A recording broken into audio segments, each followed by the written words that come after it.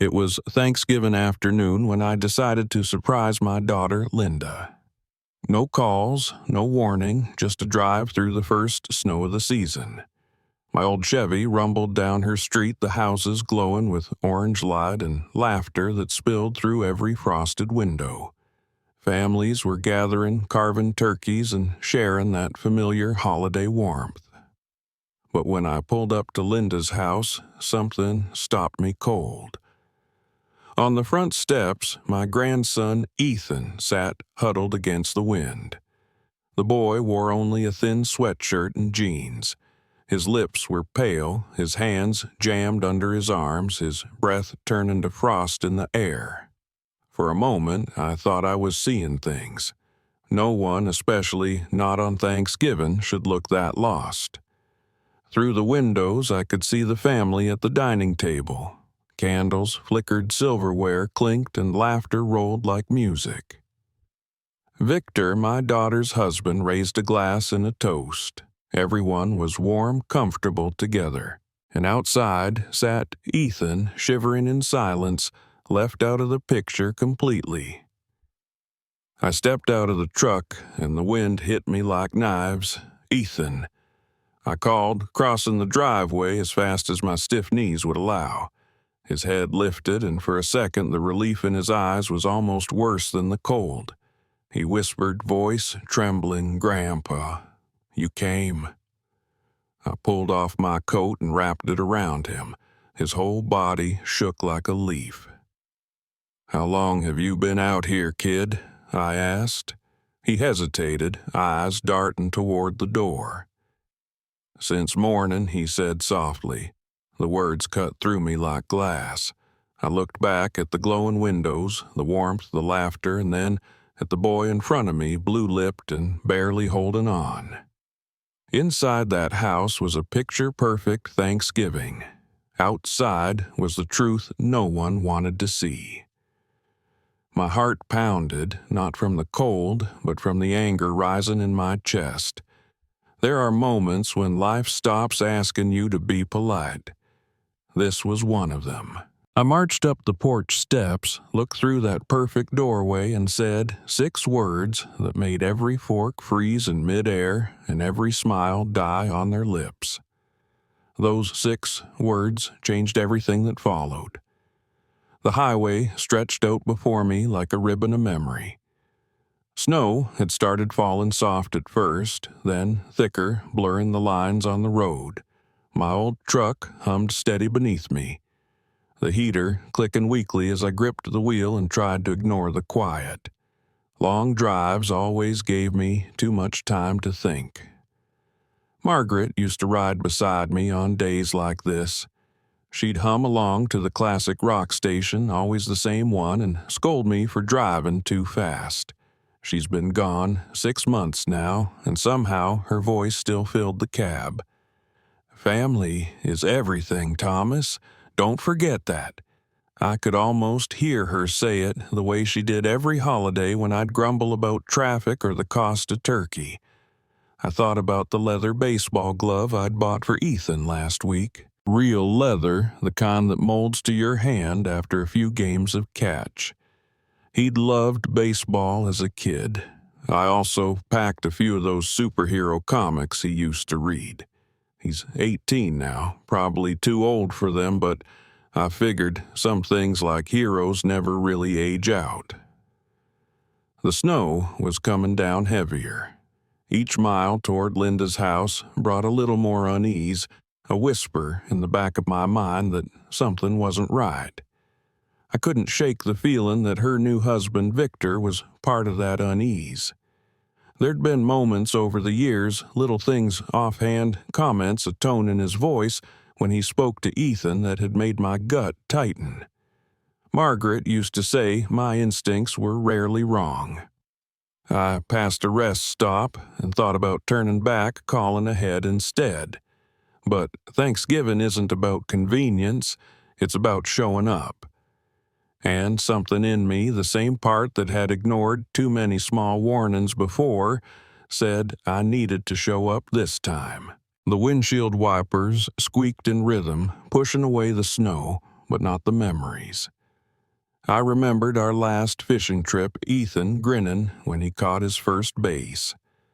I remembered how he hesitated when I mentioned going home, how his eyes dropped when I asked about a bruise on his arm. Bike accident, he'd said, too fast, too quiet, and I'd let it go. Now, as the snow swallowed the road ahead, the truth hit harder than the wind ever could. Maybe Margaret was right all along. Maybe family isn't just about loving them, it's about paying attention before it's too late. I tightened my grip on the wheel, the radio humming a Led Zeppelin riff that matched my pulse. Whatever waited for me at the end of that road, I was done pretending not to see it. The snow thickened on the windshield as I drove, but my mind was somewhere else on moments that didn't make sense back then, but now refused to stay buried. They played in my head like old film reels, the kind you can't stop watching, no matter how much you wish you could change the ending. I remembered last summer the fishing trip Ethan and I took to Lake Erie. It had been one of those perfect days, blue sky, calm water, the smell of pine and sunscreen. He'd caught his first bass, and I swear that grin could have lit up the whole lake. We took pictures, talked about college, and for a while everything felt right with the world. But then I saw it, the faint purple marks on his forearm, the shape too defined, too straight to be a fall.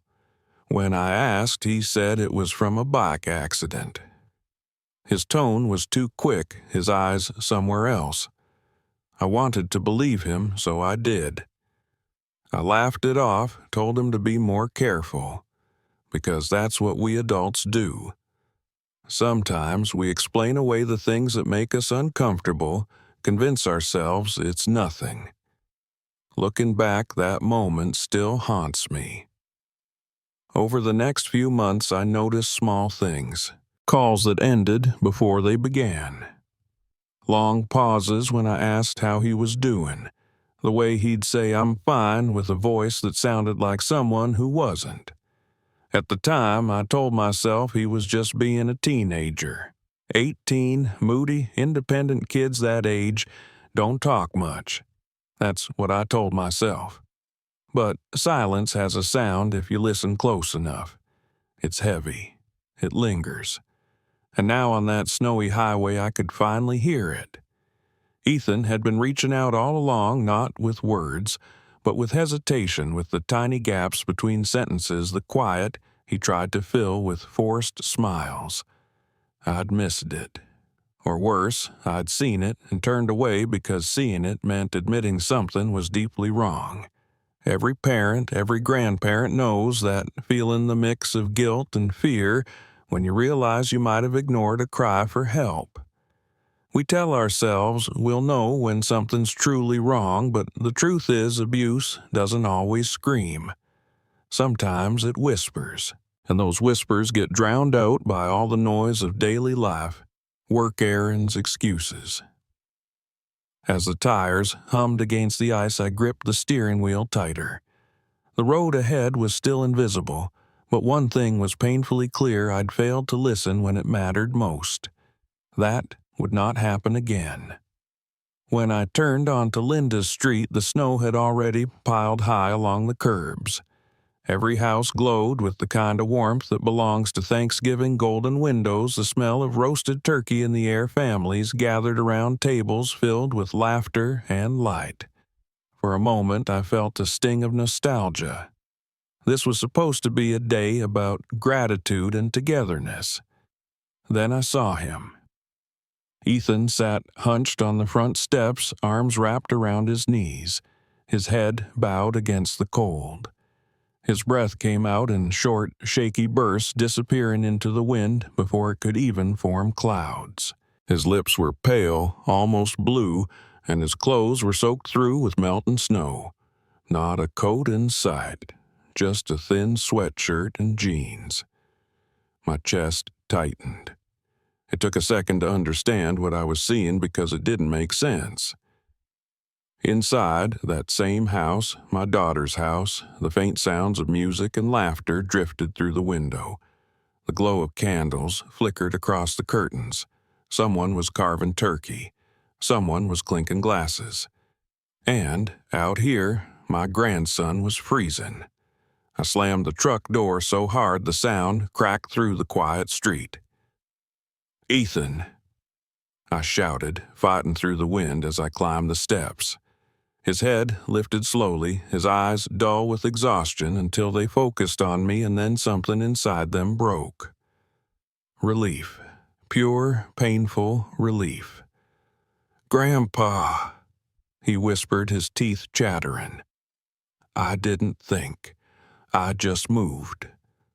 I took off my heavy coat and wrapped it around him, pulling him close, trying to block the wind. His body was shaking uncontrollably, each tremor rattling through my arms.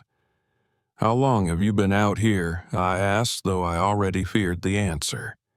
He hesitated, glancing at the door like it might hear him. His voice came out small and trembling. "Since this morning." It was almost 3 in the afternoon. 4 hours, maybe more, in weather cold enough to take a life. For a moment, I couldn't speak. The only sounds were the muffled laughter from inside and the whistle of wind between the porch railings. That contrast comfort behind the glass cruelty on the steps felt like a punch to the gut. I knelt beside him, pulling the coat tighter around his shoulders. "Why are you out here, son?" He looked down, eyes filled with shame that didn't belong to him. "I'm not allowed inside." Those 5 words hit harder than any blizzard ever could. Not allowed inside. I looked through the window again, saw Victor raise a glass at the head of the table. My daughter was sitting beside him, smiling. Everything looked so normal, so perfect, as if nothing in the world was wrong. But something was terribly, unforgivably wrong. I brushed the snow off Ethan's hair, my hands trembling from anger more than cold. "You're coming with me," I said quietly, but there was no mistaking the promise in my tone. He didn't argue. He didn't have the strength to. I helped him to his feet, the coat nearly swallowing him whole. Behind us, the laughter inside grew louder, the kind of laughter that pretends not to hear the truth knocking at the door. That was the moment I stopped being a visitor. From that point on, I was a man on a mission. Inside the truck, the heater struggled to fight off the cold. Ethan sat beside me, wrapped in my coat, his hands trembling as he held a paper cup of gas station coffee. The boy looked exhausted, like someone who hadn't slept properly in months. His eyes were distant, fixed on something far away that I couldn't see. I wanted to start slow to give him space, but the words came out before I could stop them. "What happened, Ethan?" He hesitated.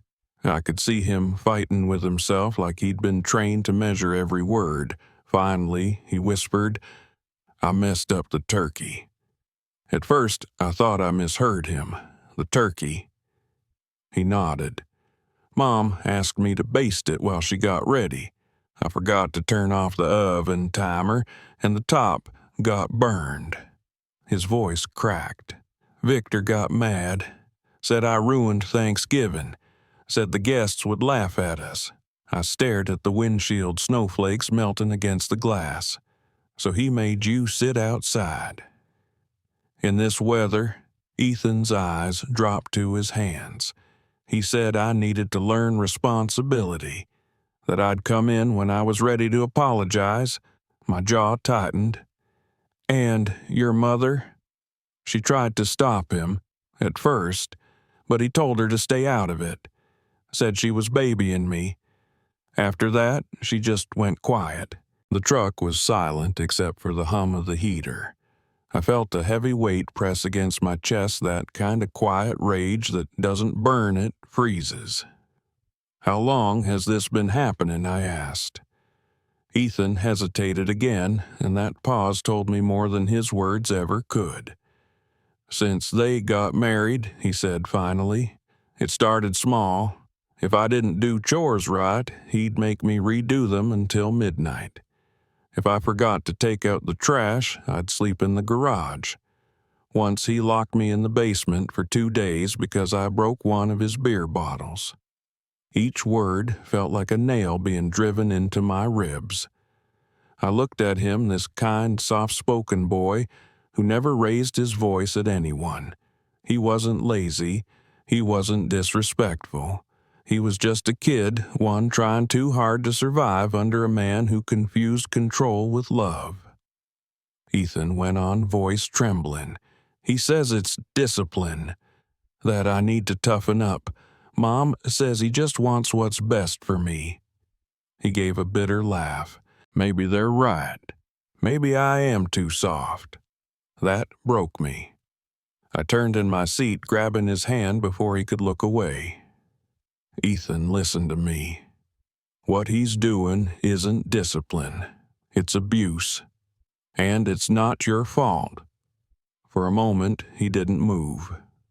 Then I saw tears form in his eyes, silent and steady, the kind that come from years of holding everything in.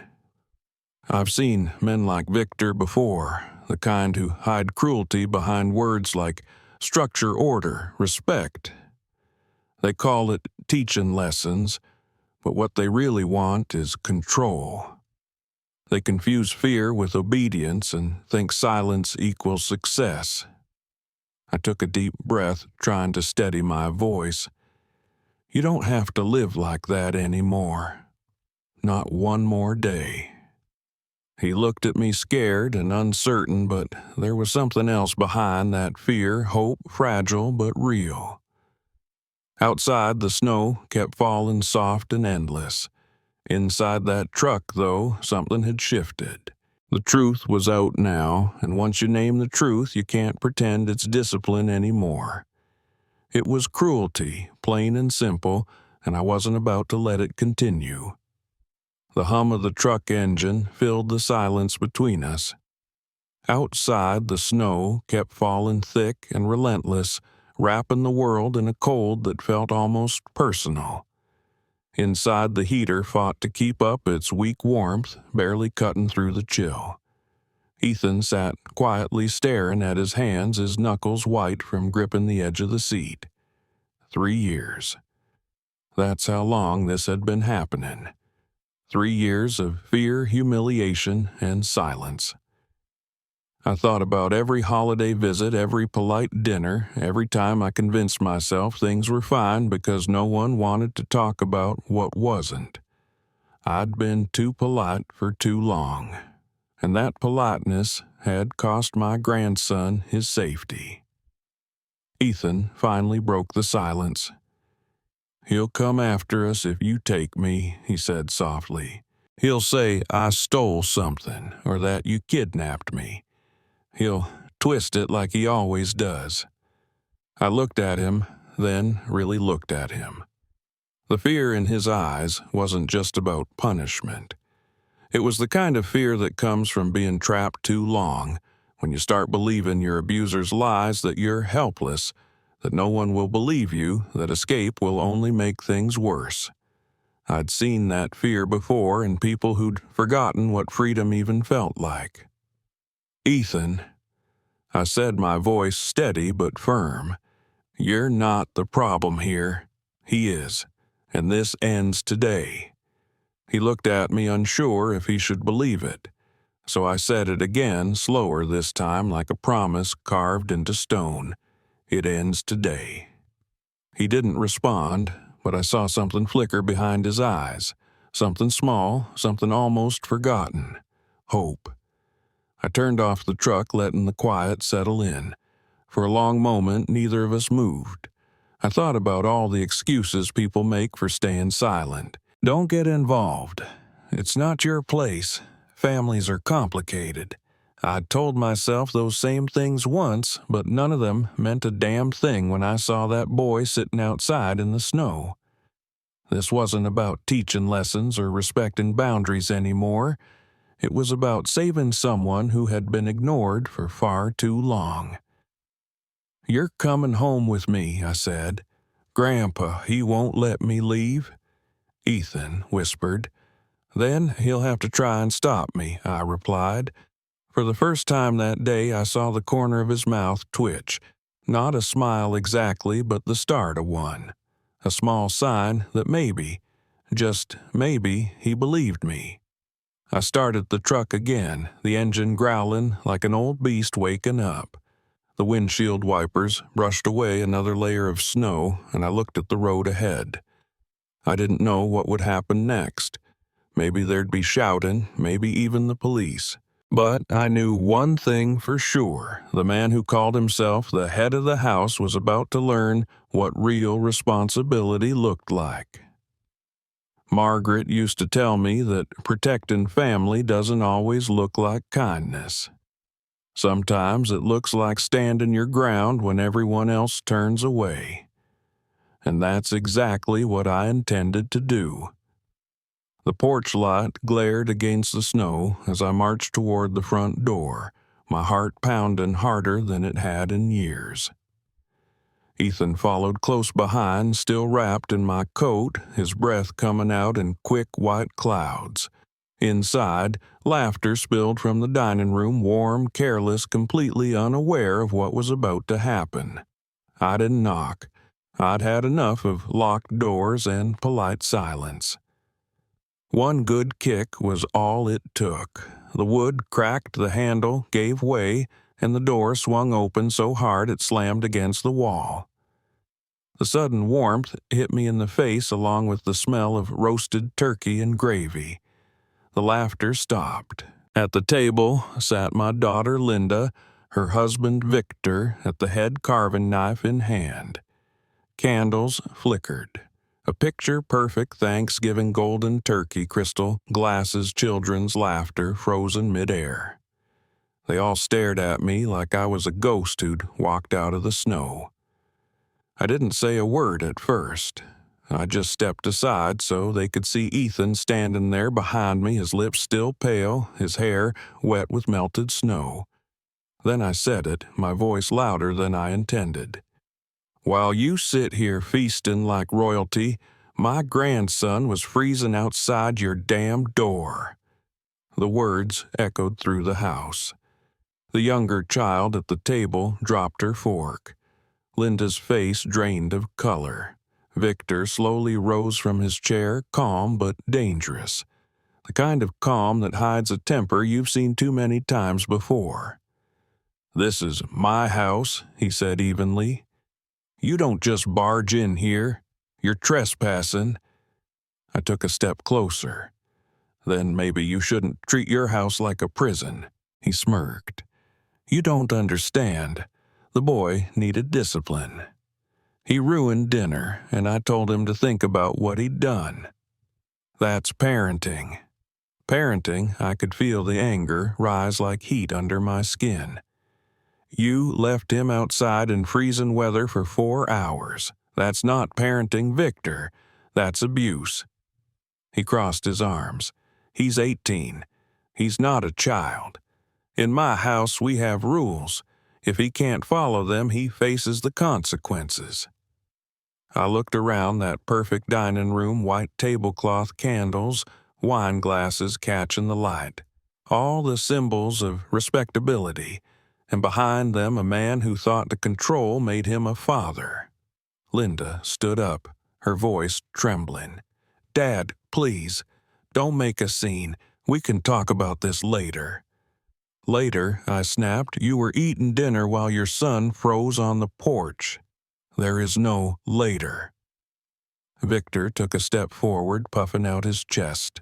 "You've said enough. Get out." But I didn't move. I could feel Ethan behind me shrinking back, afraid of what might come next. That fear, the one I'd seen too many times in his eyes, was the reason I stood my ground. "You're going to apologize to him?" I said, my voice steady and quiet, now the kind of quiet that means business. "Right here, right now, or I call the police." Victor laughed, but there was no humor in it. "You wouldn't dare." Try me." For a long moment, no one moved. The only sound was the faint crackle of the fireplace and the ticking of a clock on the wall. Then Ethan spoke barely above a whisper. "Grandpa, let's just go." But I wasn't leaving. Not until the truth was spoken out loud, not until that man realized what real strength looked like. Because sometimes doing the right thing isn't polite. It isn't quiet. It's loud and messy and uncomfortable. But that's how change starts, when someone finally kicks the damn door open. The silence that followed our confrontation felt heavier than any words could carry. You could almost hear the truth hanging in the air, thick and undeniable. Victor stood by the table, his jaw, tight eyes dark with fury. Linda's hands trembled as she pressed a napkin to her lips, mascara already running down her cheeks. I turned to Ethan, still wrapped in my coat, and said quietly, "Go pack your things." He froze. For a moment, I thought he wouldn't move, that fear would root him to the spot. But then he looked at Victor, at the man who'd made him small, and something shifted in his face. He nodded. I followed him up the stairs. Each step creaked under our boots, the warmth of the house mocking us with every breath.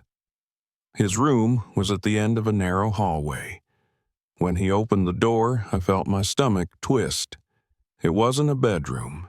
It was storage. No pictures, no posters, just a twin mattress pushed against the wall, a small dresser, and boxes stacked high in the corners. The air was cold, the kind that seeps into your bones. I didn't see a single vent. I'd seen motel rooms with more life than this. Ethan moved quickly, his hands shaking as he shoved clothes into a worn duffel bag. A sweatshirt, some jeans, a few old comic books, the same ones I used to buy him when he was little. Linda appeared in the doorway, her eyes red. "Dad, please stop this. You don't understand. Victor's just strict. He's trying to make Ethan better." I looked at her, and for a moment I saw the little girl she used to be, the one who used to bring me wildflowers from the yard and say I was her hero. Now she couldn't even meet my eyes. Ethan zipped his bag and spoke before I could. "He doesn't want me to be better, Mom. He wants me gone." The words hit harder than anything I could have said. Linda's face crumpled. "That's not true," she whispered, but her voice didn't sound convinced. Ethan slung the bag over his shoulder. "It is, and you know it." We walked back downstairs, the tension thick enough to choke on. Victor stood by the front door blocking our way, arms crossed like he owned the air in the room. "You walk out that door," he said coldly, "and you don't come back." Ethan didn't flinch. "Fine by me." The front door was still broken from where I'd kicked it earlier.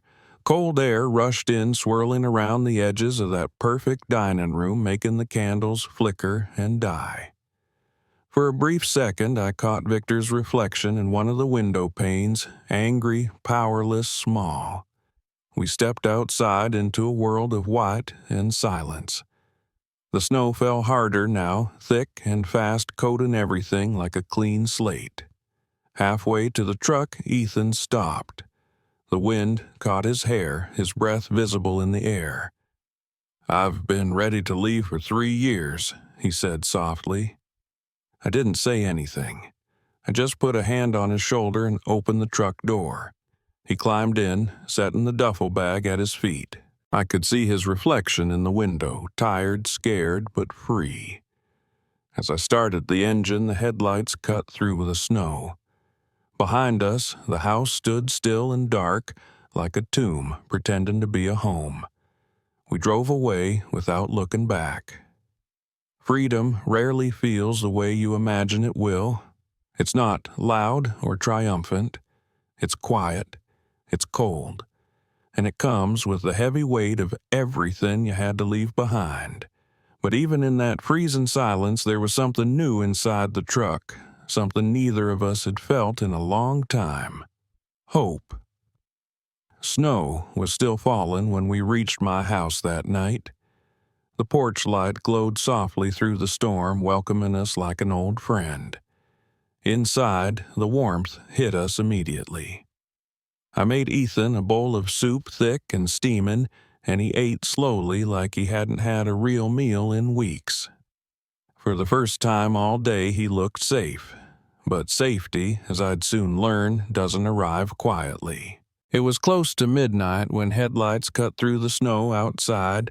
I heard doors slam, the crunch of boots on the driveway, and then a heavy knock at the door. I opened it to find 2 police officers standing on my porch, their flashlights glinting off the fallen snow. Behind them, Victor stood with his coat open, face flushed with anger. "Sir," one of the officers began, "we received a report that you may have abducted a minor from this address." I almost laughed at the absurdity of it, but the look on Victor's face froze any humor in my throat. He wasn't panicking. He was confident. He believed he'd win the way abusers always do, by twisting the story first. Before I could speak, Ethan stepped forward. His voice shook but held steady. "I wasn't kidnapped. I left on my own. He made me stay outside for hours in the freezing cold. He locks me in the basement. He calls it discipline, but it's not." The officer looked at him closely. "Is that true, son?" Ethan nodded, his breath trembling in the cold air. "You can check the porch camera, or the locks on the basement door, or ask my mom." For a moment no one spoke. The only sound was the wind pressing against the windows. Then Linda appeared at the edge of the yard wearing her robe, her hair tangled from crying. She must have followed Victor there, but her face told a different story, one of exhaustion of a truth that had been waiting too long to come out. The older officer turned to her. "Ma'am, is there anything you'd like to say?" Linda hesitated. I could see the war in her eyes, the fear of what Victor might do if she spoke the guilt of what she hadn't done before. Then, slowly, she nodded. "He's telling the truth," she said, her voice breaking. "Victor's been hurting my son for years. He locks him out, takes away his food. He controls everything we do. I tried to stop him, but..." Her voice cracked under the weight of her confession. "I was scared." Victor spun toward her, shouting, but one of the officers stepped between them. The other reached for his cuffs. Mr. Raines, the younger cop, said evenly, "You're under arrest for child endangerment and domestic abuse." The click of the handcuffs was sharper than the wind. For the first time that night, Victor didn't have anything to say. He just glared at us as they led him to the car, his breath fogging the air, his power finally stripped away. Linda sank to her knees in the snow, sobbing quietly. Ethan stood frozen, staring at the scene like he couldn't believe it was real. I put a hand on his shoulder, and he leaned into me without a word. It wasn't victory, not yet, but it was something close, something that felt like justice beginning to take shape. When the squad car drove off, its red and blue lights fading into the storm, the world fell silent again. No shouting, no fear, just the sound of snow hitting the ground soft and forgiving. That night, for the first time in years, the truth finally had a voice, and it spoke loud enough for everyone to hear. 4 months later, the snow was gone, replaced by the smell of wet earth and new grass. Spring had finally arrived, and with it came a kind of peace that didn't feel temporary anymore. The house was alive again, windows open, sunlight pouring in, the sound of laughter replacing the echoes of silence that used to live here. Linda and Ethan had moved in with me not long after that night. At first, it was awkward. The walls carried too many unspoken things, too many ghosts of what we didn't say soon enough. But slowly, day by day, the house began to heal just like we did. Healing isn't loud or dramatic. It's small moments strung together. It's dinner without fear music, playing without tension, voices rising not in anger, but in joy. I started planting again something Margaret used to love. The garden had gone wild since she passed, but Ethan helped me pull the weeds, his hands steady and patient. Linda started cooking again, too. She'd forgotten how much she enjoyed it until she made her first apple pie in years, and the smell filled the whole house. One evening, I found Ethan sitting on the porch with his old guitar. He hadn't touched it since before everything fell apart. The tune he played was rough at first, but it grew steady. When he looked up, he smiled. "Guess I'm getting the hang of it again," he said. It wasn't about music, it was about life. He'd recently received a scholarship to study engineering at a nearby university. He told me he wanted to learn how to build things that last. But then, after a long pause, he added, "Maybe one day I'll switch to social work. There are kids like me out there, and someone needs to help them find a way out." That was the moment I realized the cycle had truly broken. Pain had turned into purpose.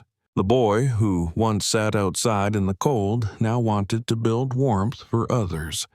Linda was changing too. The guilt that used to weigh her down had turned into strength.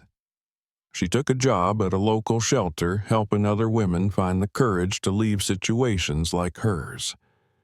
Sometimes she'd come home tired, but her eyes looked different, clearer, alive. The house, once quiet and empty, now hummed with life. The scent of fresh bread, the sound of the guitar, the chatter over dinner, it was ordinary, and yet it felt extraordinary. That's what healing really is, the ability to find peace in ordinary days. One night, as we sat on the porch watching fireflies light up the backyard, Ethan asked me something that stuck with me. "Grandpa, do you ever miss how things used to be?" I thought about it, about Margaret, about the years I spent convincing myself that staying out of other people's problems was the right thing to do. Then I shook my head. "No," I said softly, "because this right here is how things were always meant to be." He smiled and went back to strumming his guitar. The notes drifted into the warm air, blending with the chirping crickets. I looked at them, my daughter, my grandson, and felt something settle deep inside me. Family isn't about who shares your blood. It's about who stands beside you when everyone else turns away. It's the ones who show up, who listen, who fight for you when you can't fight for yourself. Pain brought us here. Truth set us free. Justice made it right. But hope, that's what built the home we have now. And as the porch light flickered against the twilight, I realized that for the first time in years, we weren't just surviving anymore. We were living.